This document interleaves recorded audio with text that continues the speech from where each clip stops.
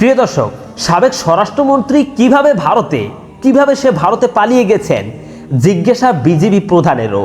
কে বা কারা ওবায়দুল কাদের এবং সাবেক স্বরাষ্ট্রমন্ত্রীকে ভারতে পালাতে সহায়তা করেছে, জানাবো তার বিস্তারিত।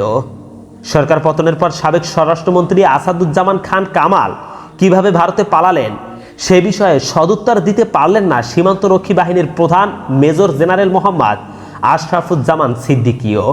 ঢাকায় বিজিবি সদর দপ্তরে এক সংবাদ সম্মেলনে গত বৃহস্পতিবার এ নিয়ে সাংবাদিকদের প্রশ্ন শুনে তিনি বলেছেন, এটা যুগোপযোগী একটি প্রশ্ন, অনেকেই এ নিয়ে আলোচনা করছেন, এটা আমারও জিজ্ঞাসা। ছাত্র জনতার আন্দোলনে গত 5ই আগস্ট শেখ হাসিনা সরকারের পতনের পর অপ্রকাশ্যে ছিলেন স্বরাষ্ট্রমন্ত্রী আসাদুজ্জামান খান কামাল। এরই মধ্যে তার বিরুদ্ধে অনেকগুলো মামলাও হয়, তার দেশ ত্যাগে নিষেধাজ্ঞাও আসে আদালত থেকে। সম্প্রতি একটি বেসরকারি টেলিভিশনে আসাদুজ্জামান খান কামালের ভারতে অবস্থানের খবর আসে।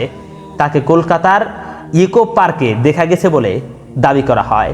এরপর সোশ্যাল মিডিয়ায় শোরগোল উঠে যে কিভাবে আসাদুজ্জামান খান কামাল দেশ ছাড়তে পারলেন, কেননা বৈষম্য বিরোধী ছাত্র আন্দোলনের শিক্ষার্থীদের উপর গুলি চালনার নির্দেশের দায় প্রথমত তার উপরই বর্তায়। এ নিয়ে বুধবার র্যাবের মুখপাত্র লেফটেন্যান্ট কর্নেল মোহাম্মদ মুনিম ফেরদৌসকে প্রশ্ন করা হলে তিনি সাংবাদিকদেরকে বলেন, তারা স্বরাষ্ট্রমন্ত্রীর দেশ ত্যাগের বিষয়ে কিছুই জানেন না। আপনারা টিভিতে দেখে যা জানেন আমিও সেভাবেই জানি, বলেন তিনি। সাবেক স্বরাষ্ট্রমন্ত্রী বৈধভাবে ভারতে গেছেন নাকি অবৈধভাবে গেছেন সে বিষয়েও কোনো তথ্য না থাকার কথা বলেন র্যাবের এই মুখপাত্র। এরপর বুধবার সাংবাদিকদের সঙ্গে এ নিয়ে কথা বলেন পুলিশের বিশেষ শাখার এসবি প্রধান অতিরিক্ত পুলিশ মহাপরিদর্শক, চলতি দায়িত্ব যার কাঁধে মোহাম্মদ শাহ আলম, যিনি তার পরপরই অবসরে যান।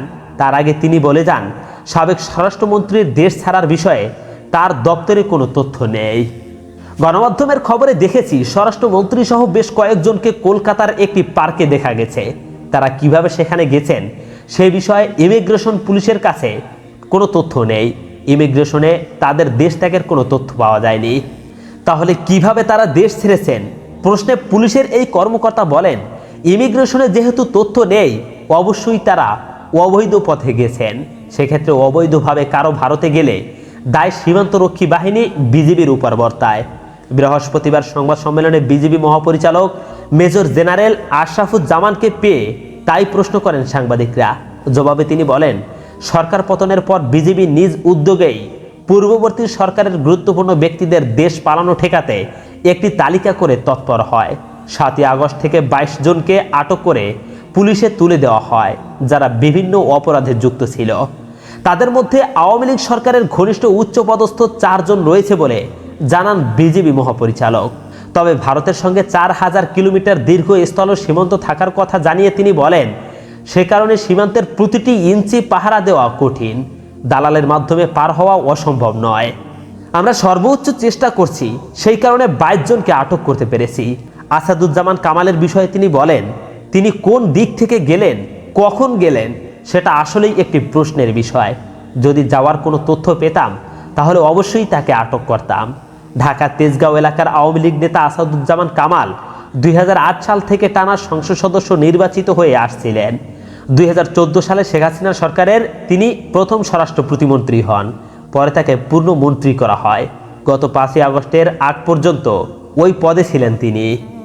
দর্শক, তবে 2 জনের ব্যাপারে জানা যায় যে ওবায়দুল কাদের এবং স্বরাষ্ট্রমন্ত্রী আসাদুজ্জামান খান কামাল, এই 2 জন নাকি কোটি কোটি টাকা দালালকে দিয়ে তারপরে তারা অবৈধ পথে এবং কঠিন নিরাপত্তার মাধ্যমে ভারতে পালিয়ে যেতে সক্ষম হয়।